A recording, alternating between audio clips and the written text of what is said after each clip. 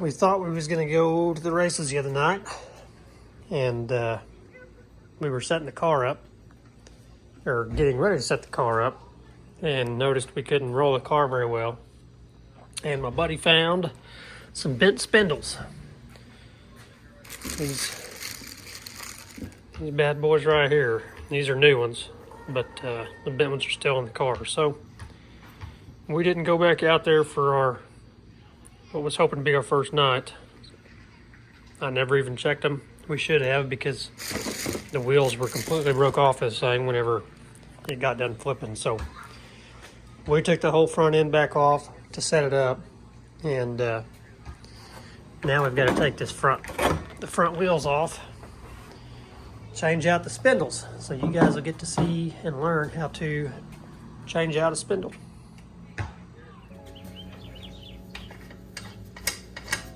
All right, get to your spindle. First, we got to take off the wheel.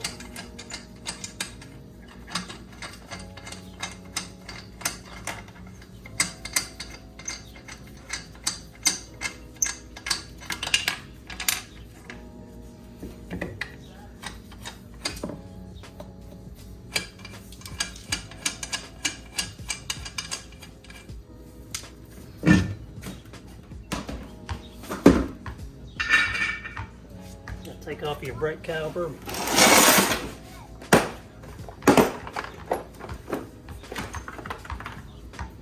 It's a 15 mil. Nope. Try 9/16. That fits a little tighter. Two 9/16 bolts right there on the back. And we don't have anything tight. When we took everything off to kind of check everything out, we didn't put anything back on very tight.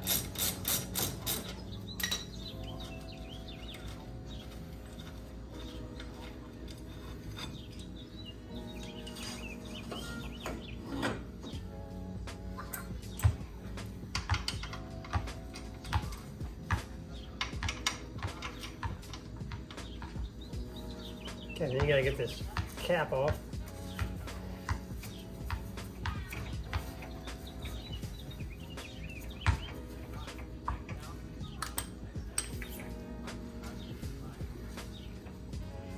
And there's a cotter pin, a little cover, then a nut back there. So you gotta get that cotter pin out of there first.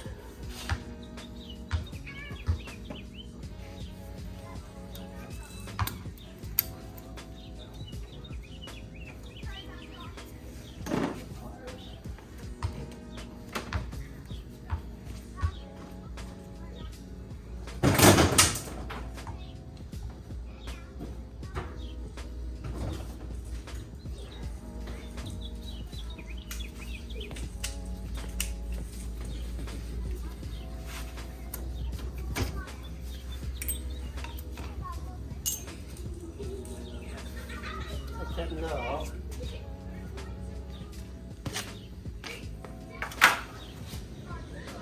And that one is 1.125". It should only be just a little past hand tight.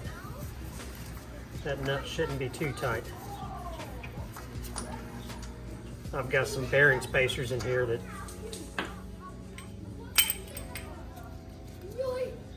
okay, then you're going to slide your hub off. You're going to have a bearing and a little spacer with a notch in it there. And then the rest of that stays together.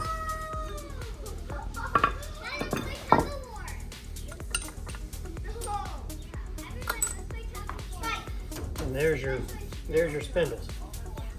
And that is a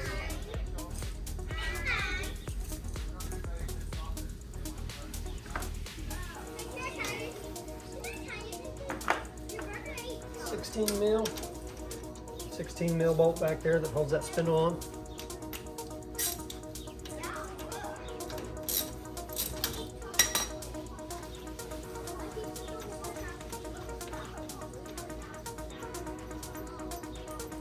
This side isn't the bad one. The other side's bent pretty bad. This one's just bent a little bit.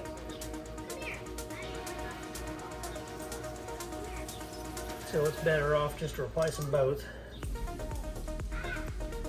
And on that, you've got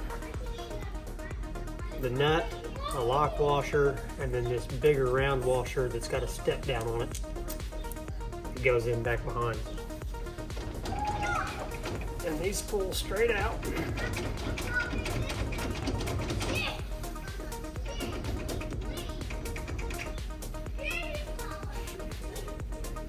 And there's a key in there. Don't lose that. Don't lose your little key. It slides right in that groove there.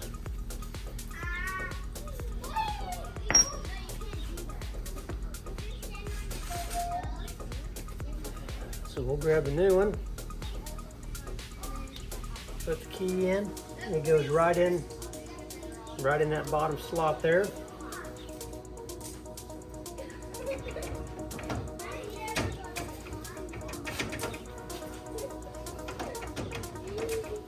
Got that in there.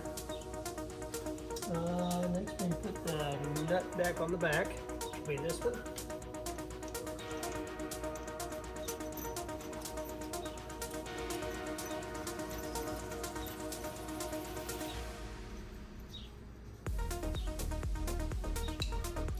And again, that's a 16 millimeter.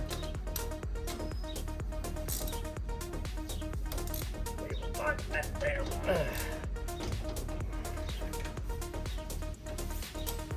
Nice and tight.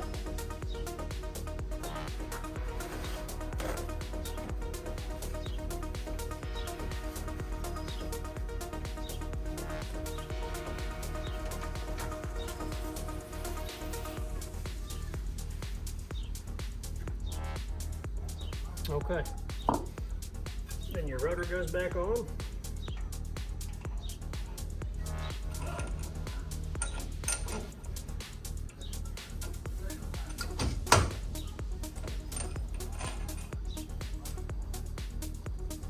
Your bearing goes in. This would be a good time to check your bearings on your grease and stuff. We just, right before the season started, put all new bearings in and greased them up. So it's gonna go back in there. And then this washer, your spindle has a little flat spot on the bottom. That washer's goes in there.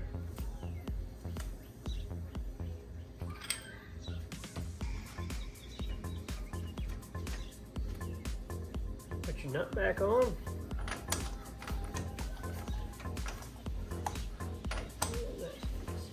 When you're putting this back on, I've got a bearing spacer in there,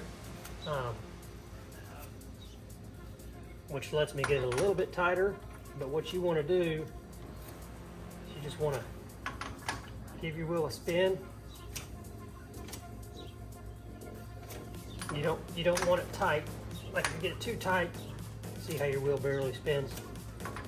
You want it just loose enough to where the wheel's not wobbling back and forth. That's all in steering there, because I don't have this all tight yet.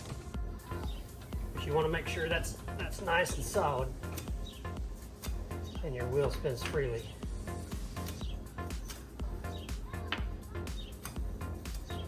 So I'm happy with that. So we'll put the keeper back on.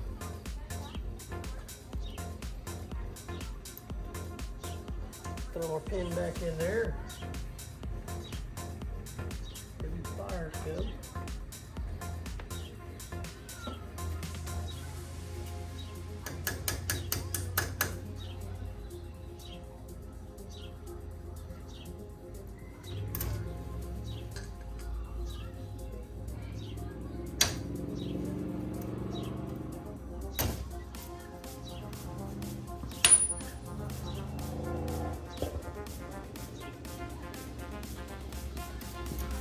Okay. I'll hold all that in there, and your cap goes back on over that.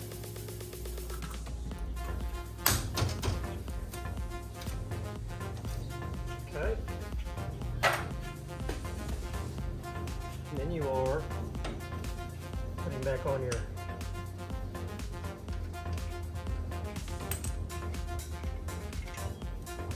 brake pads. Hurry.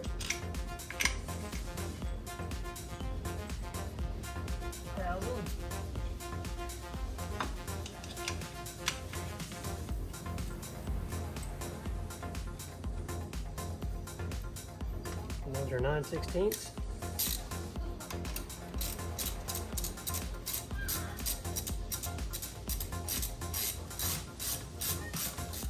And once you get that slap back on, you slap your wheel back on, you're done. So we'll move to the other side. Okay. You can see on that one how that wheel does not spin, and you hear that grinding sound. Get you off the stand here and you can see what. Okay, right there is what we're looking at. You can see how, this is how we knew it was bent. You can see how much space is down there on the bottom. Up top, it's hard to see, it's a really tight gap up top and really loose at the bottom. So that's how we knew it was bent. And just, you can hear everything grinding. It does not sound good. So we will get that taken off and get that one watched.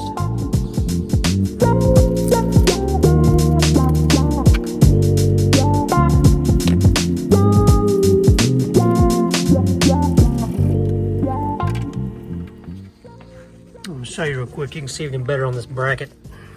See this wheels. See how much space is down there and how tight it is up there. This is actually square. It's the that's how bent that spindle is in there, and I'll show it to you better whenever we get it out.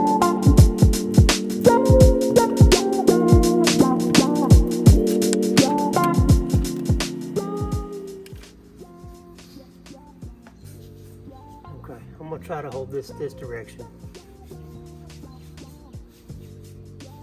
See how bent that thing is.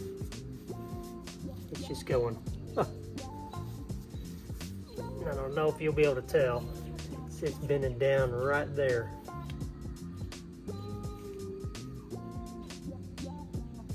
We'll see how well that turns up in the video. But holding it in my hand, spinning it, you can see.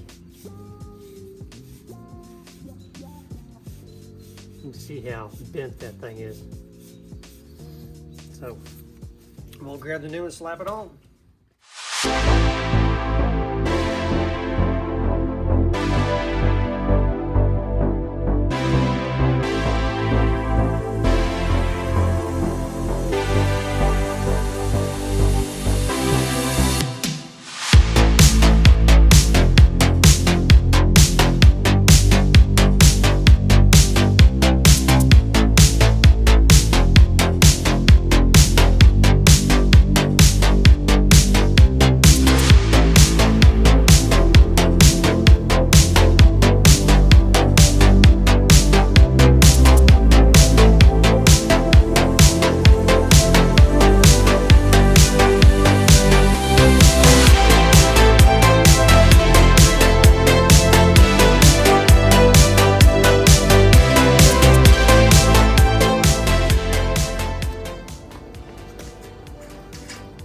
Okay, so that is all back together, and that is much better, much better.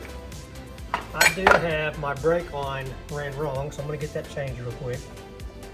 It actually goes over the top of your bar there. I've got it running in between the two swedge tubes. So what's that? 11 millimeters, what that little AN fitting is.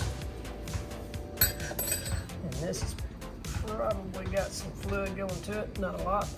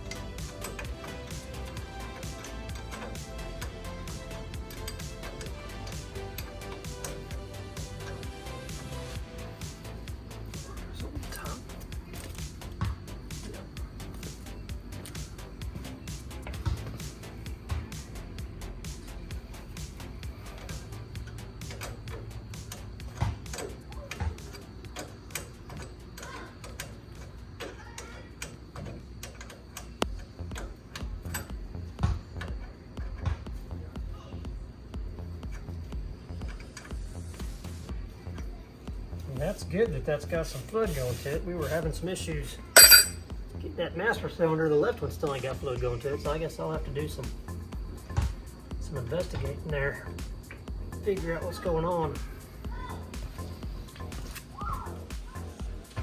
While I've got the tire off, I'm gonna go ahead and change out this bar. I've got a 12-inch in there, and you can do a 12-inch. My old one didn't have 12-inch, but everybody I'm talking to, besides a couple, had 12-inch on this front right. You've got to set your car up, set your bars up special to get that thing where it'll work, and we may switch back to it, but for now I'm going to put the 11-inch back on there so we can get everything set up.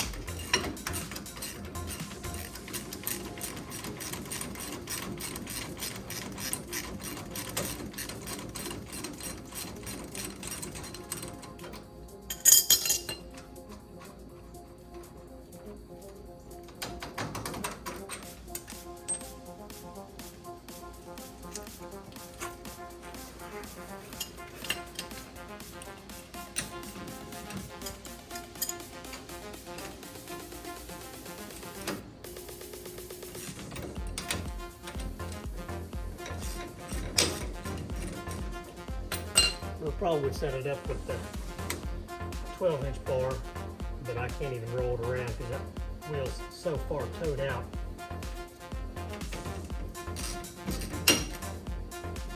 I've got this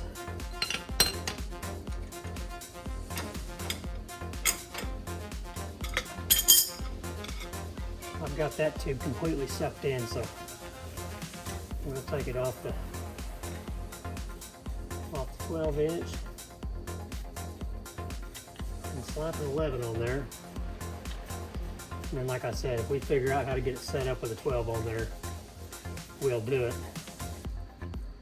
And we'll bring you guys along for everything there so you can see how to do it.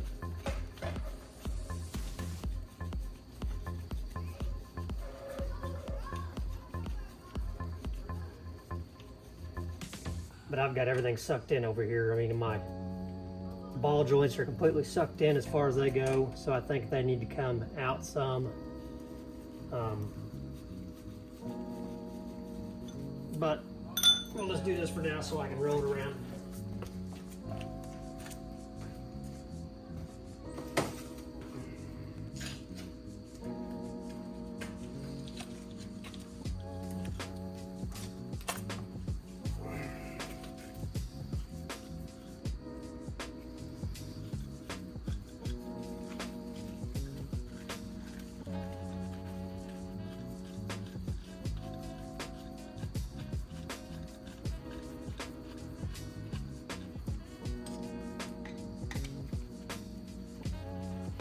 On your swedge tubes, one's a right-hand thread, one's a left-hand thread.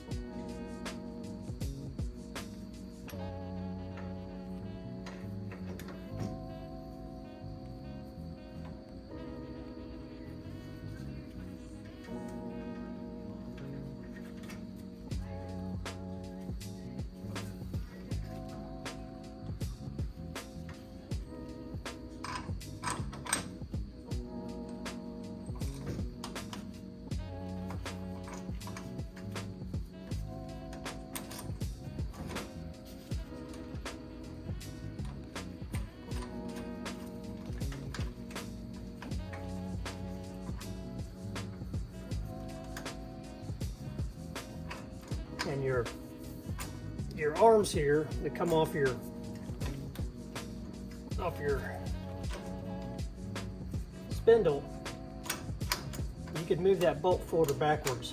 As best I understand it, this changes the speed responsiveness of your steering. So if you've got it back here, it's a really quick response, really tight movements on your steering wheel. Further out is a slower response. I like slower response. I might have that backwards, but when Mike McCormick comes and helps us set this thing up, I'll have him explain all that to you. So don't write that note down, but that is what that adjustment's for on there. Is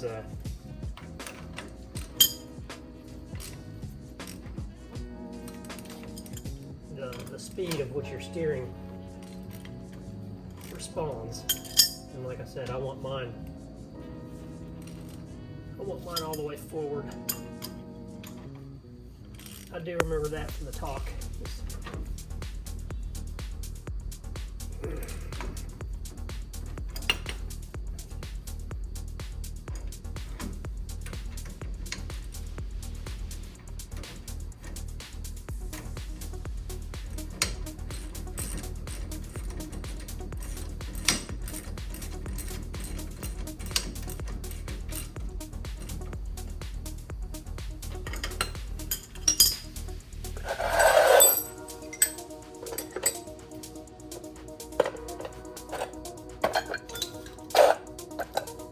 Okay, get that back on there.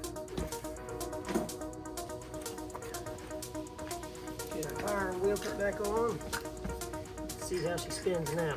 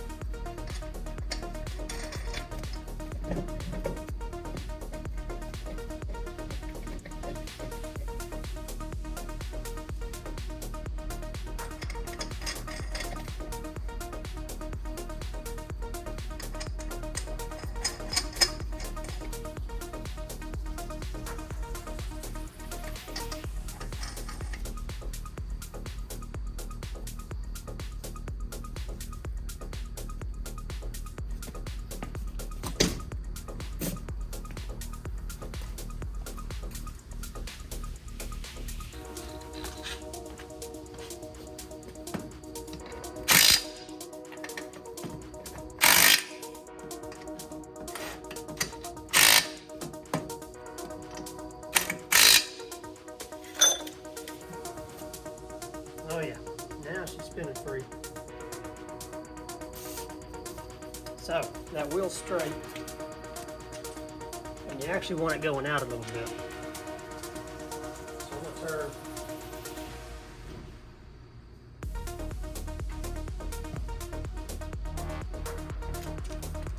That's actually about perfect probably.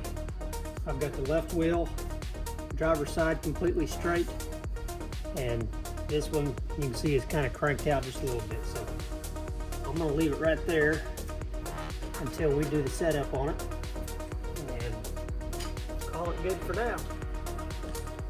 All right, so that's going to be it for this little short video. Again, we were getting her set up to head to the track this weekend. Found the bent spindles, and that put us out. It was something I could have changed trackside. I wasn't gonna be able to get the part until I got to the race, and I didn't want to mess with trying to get everything set up because the car wouldn't have been set up right. It'd have been just taking a stab at it. So we decided to wait and get everything fixed correctly before we got back out there. So one thing to note that I didn't realize, whenever somebody is setting your car up, scaling it, everything like that, Mike did not want the front body panels on the fenders and everything like that, because he's got gauges and stuff that go up here and look at your tire angles and stuff. So we had to unmount our fenders. And so if you're having somebody set up your car with special gauges and stuff like that, it might be beneficial to not mount your fenders and stuff before that's done. That way it'll save you some riveting. So, all right, guys, appreciate you watching. Make sure to like, share, subscribe.